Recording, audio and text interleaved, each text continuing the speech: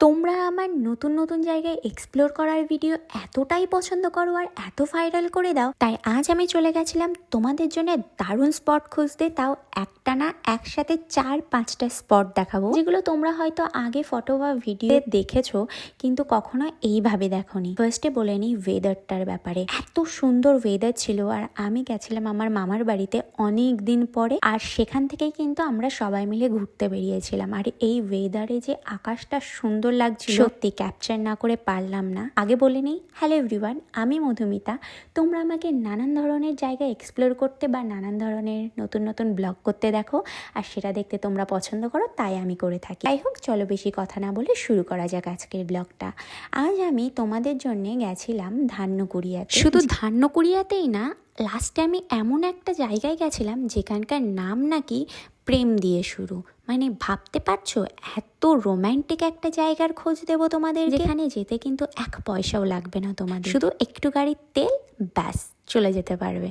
যাই হোক, আমি এবার এটা বলেছি বলে তোমরা আবার আমার ভিডিওতে এসে কমেন্ট করো না, দিদি শুধু কি প্রেম করতে যাব। না না, তোমরা বন্ধুদের সাথেও যেতে পারো, ফ্যামিলির সাথেও যেতে পারো, জায়গাটার নামই ওইটা, সেই কারণে বললাম। আর সারা রাস্তা আমরা এত মজা করতে করতে গেছি, তোমাদেরকে কি বলবো।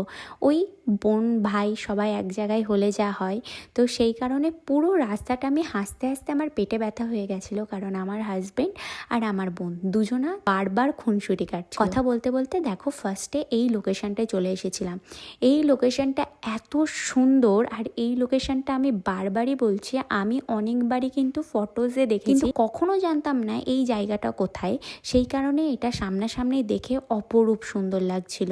সত্যি যদি গেটটা খোলা থাকতো তাহলে এর ভিতরে গিয়ে কিছু ছবি তুলতাম। যাই হোক, সেখান থেকে আরও আগিয়ে যাচ্ছিলাম। আমি যাচ্ছিলাম যে কোথায় সেটা আমি নিজেও জানি না, কারণ আমাদেরকে গাইড করছিল আমার ভাই, তো সেই কারণে আমরা শুধু ওর পেছন পেছনই যাচ্ছিলাম। আর পেছন পেছন যাওয়াতে পুরো রাস্তায় এত পুরনো পুরনো বাড়ি, যেটা দেখে একদম ভিন্টেজ ভাইব দিচ্ছিল। যাই হোক, তোমরা যদি কখনো এই ধান্যকুড়িয়ার এই রাস্তাগুলোতে গিয়ে থাকো তাহলে অবশ্যই কমেন্ট করে জানিও। আমি কিন্তু প্রথমবার গেলাম, আর এই জায়গাগুলো দেখতে এতটাই অপরূপ সুন্দর যে আমি মানে মুখে তোমাদেরকে বলে প্রকাশ করতে পারবো না। সামনাসামনি তো আরো সুন্দর লাগছিল। দিনটা কিন্তু রথের ছিল, সেই জন্য সারা দিকে কিন্তু আমরা রথ টানা দেখতে দেখতে যাচ্ছিলাম। অসম্ভব ভালো লাগছিল দিনটা, আর চারিদিকে বৃষ্টিও হচ্ছিল। বলতে বলতে নেক্সট লোকেশন আমাদের আবার একটা রাজবাড়ি। এখানে আমরা দাঁড়াইনি, কিন্তু এই যে হোয়াইট আর গোল্ডেন কালারের রাজবাড়িটা আমার খুব সুন্দর লেগেছে।